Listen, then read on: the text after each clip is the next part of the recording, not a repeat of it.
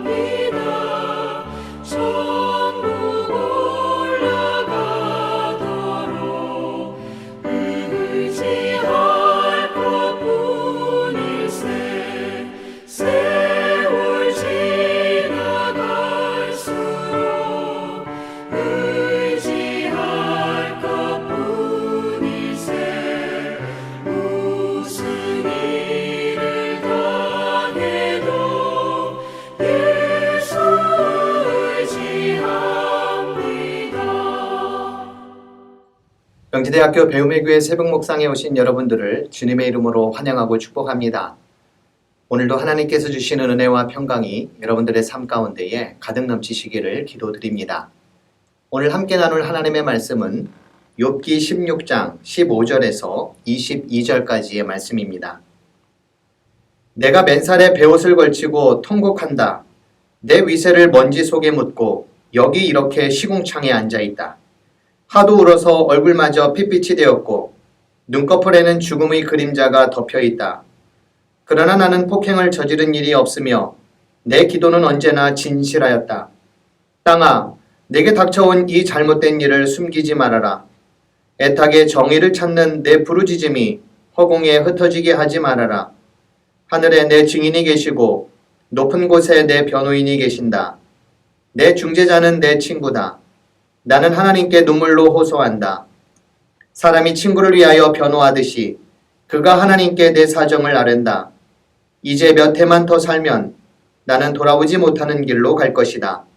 오늘 통독 본문에 해당하는 16장과 17장은 엘리바스의 두 번째 발언에 대한 욥의 대답, 그리고 18장은 빌닷의 두 번째 발언이 나옵니다. 욥기는 욥이 처한 상황에 대해 분석하고 충고하고 질책하는 내용이 세 친구들을 통해 나오고 거기에 따른 욥의 답변과 항변이 각각 나옵니다.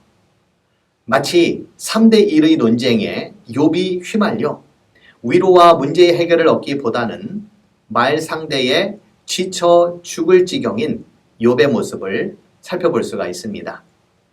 이제 세 친구의 발언이 한 바퀴씩 돌아 두 번째 라운드가 시작이 됩니다. 엘리바스의 두 번째 발언은 첫 번째 점잖게 말한 것에 비하면 강한 어조로 바뀌었습니다. 사실 욥은 지금의 이 상황이 답답하고 이해가 되지 않아 계속해서 고통스러워하고 있습니다. 하나님께 간절히 기도도 하지만 묵묵부답이신 하나님이 너무나도 답답합니다. 내게 닥친 고난을 거두어 주시든지 아니면 그 고난의 이유라도 설명해 주면 좋겠는데 지금은 아무런 답을 얻지 못해 욥은 자신의 처지를 쉽게 수긍할 수가 없었습니다. 사실 하수연도 한두 번이지 옆에서 말없이 듣고 또 듣다 보면 일순간 화가 날 때가 있습니다. 이 사람이 고작 그거밖에 되지 않는가? 신앙인이라는 사람이 그런 말을 할 수가 있는가? 내가 언제까지 해결되지 않은 이 상황에 엮여 있어야만 하는가? 처음 먹었던 애처롭고 불쌍한 마음이 이내 사라질 때가 있습니다. 욥의 세 친구들도 어쩌면 한번 얘기했으면 들어먹지 두 번째 라운드까지 시작하려는 걸까? 이런 생각을 했는지도 모릅니다. 이 사람이 왜 이렇게 받아들이지 못하고 내려놓지 못하는 걸까? 자기가 잘못한 것은 안 보이는 걸까? 그래서였는지요. 엘리바스의 두 번째 발언을 보면 욥의 말을 궤변, 쓸모없는 이야기, 아무 유익도 없는 말로 치부해버립니다. 더욱이 하나님 앞에서 내 죄를 고하고 뉘우치고 기도할 것을 요청합니다. 심지어는 뚫린 입이라고 함부로 짓거리다가는 너만 분리할 뿐더러 죄값을 치를 것이라고도 합니다. 이게 세 친구 중 그나마 나이가 지긋하고 연륜이 있다고 여겨지는 친구가 한 말입니다. 사실 욥의 입장을 충분히 이해하지 못하면 엘리바스의 말이 전혀 이상하게 들리지는 않습니다. 맞는 말을 하고 있는 것도 같습니다. 더욱이 너무나도 확신에 찬 말에 내가 너무 오버했나 싶을 만큼 이제는 욥이 상황을 정리하고 더 이상 말을 삼가고 지금의 상황을 대승적 차원에서 받아들여야 하는 것은 아닌가라는 생각이 들기도 합니다. 그런데 한편으로는 이런 생각도 듭니다. 인생이 무슨 수학 공식처럼 딱 떨어지는 것도 아니고 어떤 때는 이게 맞는가 싶다가도 또 어떤 경우에는 다른 것이 옳기도 합니다.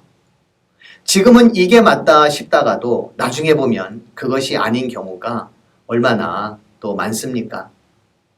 지금 내가 확신하고 있는 신앙이 진짜라고 누가 감히 말할 수 있겠습니까? 그래서 어떤 분은 신앙을 이렇게 표현을 했습니다.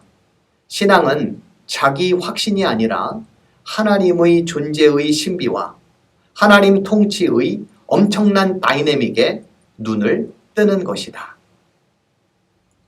욥도 그렇고 그의 세 친구들도 그렇고 지금 그들에게 필요한 것은 말을 하는 것이 아니라 눈을 뜨는 것이라고 볼 수가 있겠습니다. 엘리바스의 강한 어조의 꾸중이 있은 이후 그는 지혜의 말씀이라면서 이렇게 쐐기를 박았습니다. 내 인생이 완전히 망가진 이유는 다름 아닌 너의 죄 때문이다.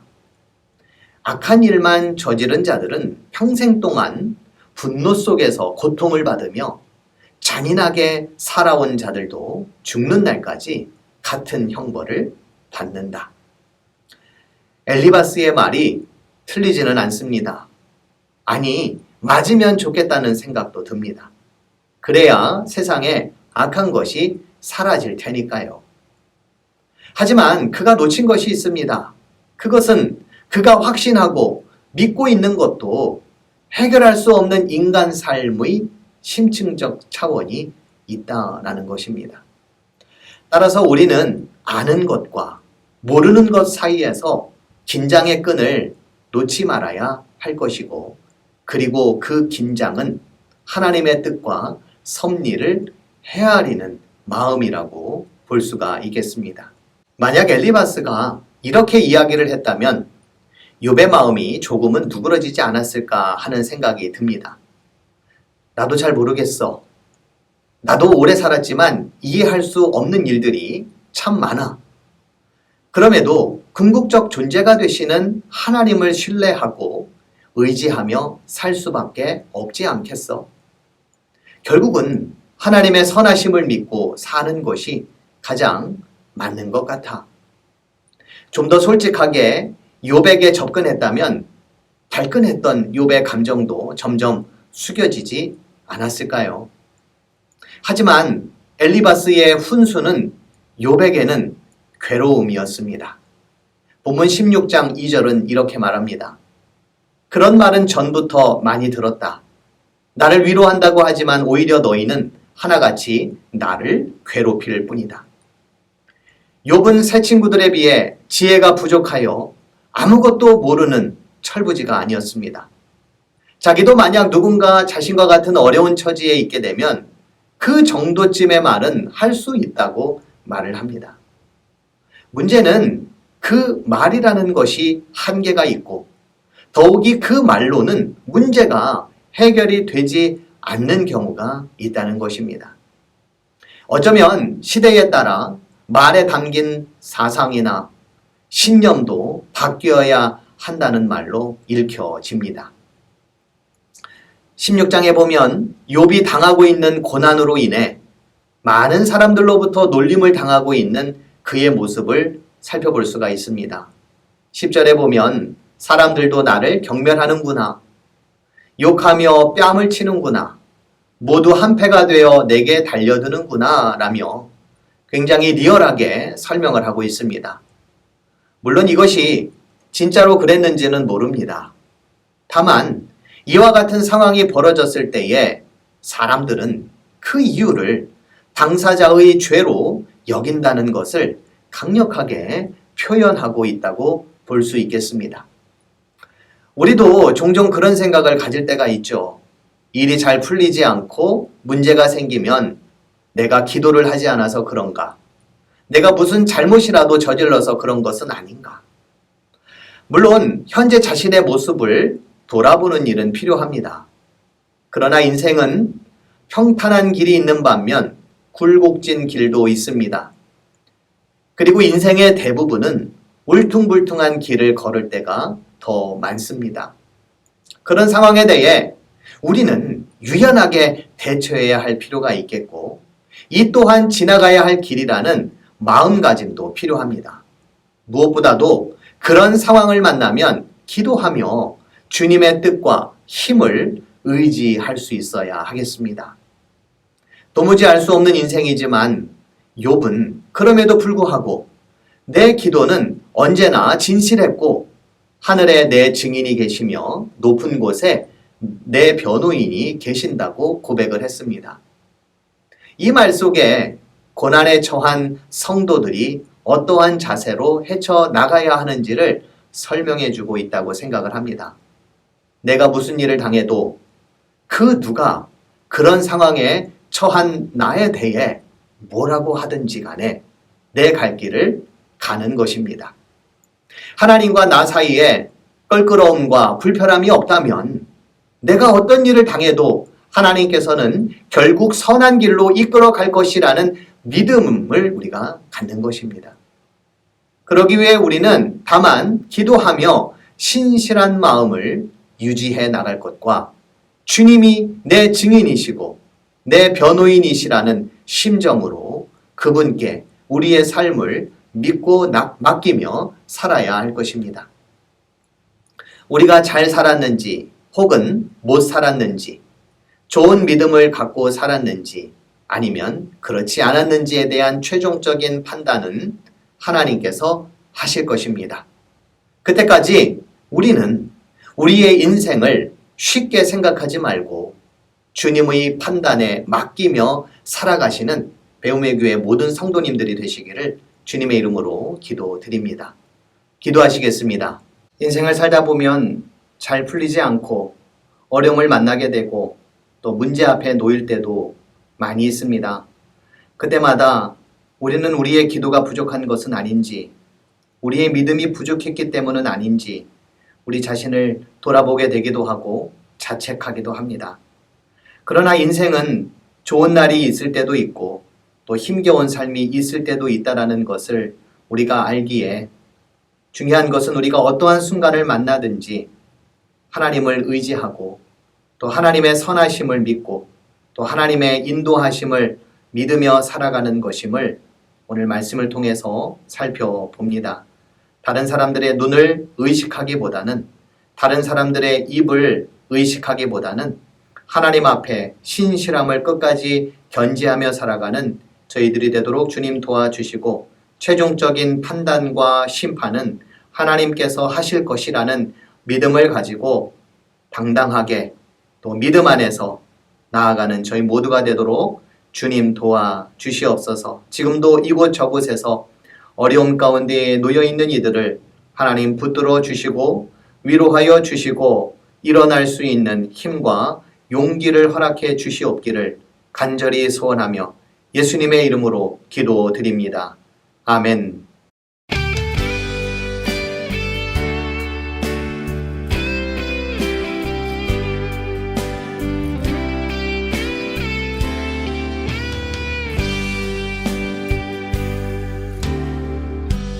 마음속에 어려움이 있을 때,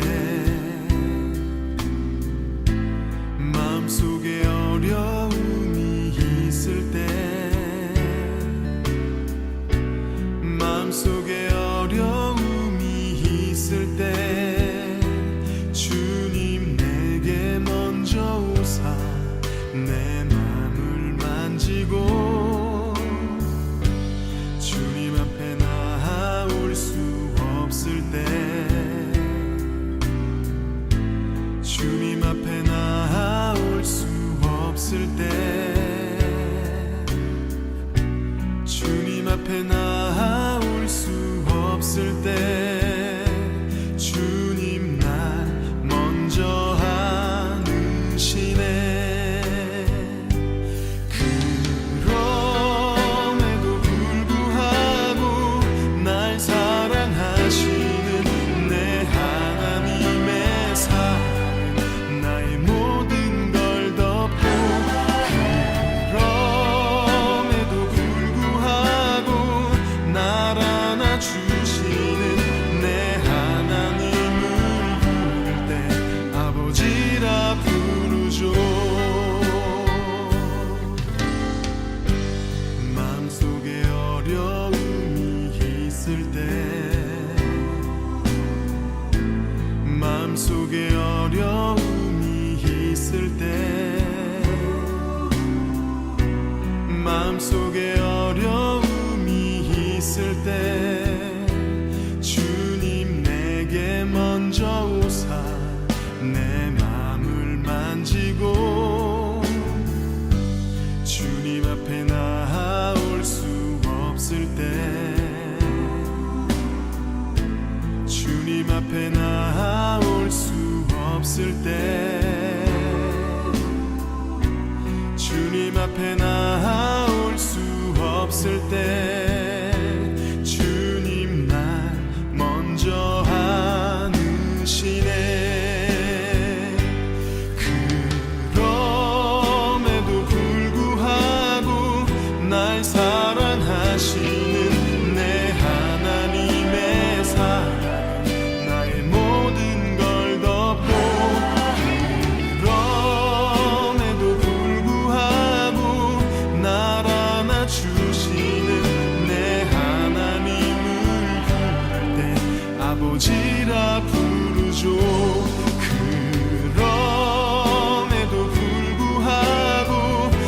날 사랑하시는 내 하나님의 사랑은 나의 모든 걸 덮고 그럼에도 불구하고 날 안아주시는 내 하나님을 부를 때 아버지라 부르죠. 그럼에도 불구하고 날 사랑하시는 내 하나님의 사랑은 나의 모든 걸 덮고 그럼에도 불구하고 날 안아주시는 내 하나님을 부를 때 아버지라 부르죠. 그럼에도 불구하고 날 사랑하시는 내 하나님의 사랑은 나의 모든 걸 덮고 그럼에도 불구하고 날 안아주시는 내 하나님을 부를 때 아버지라 부르죠. 내 하나님을 부를 때 아버지라 부르죠. 내 하나님을 부를 때 아버지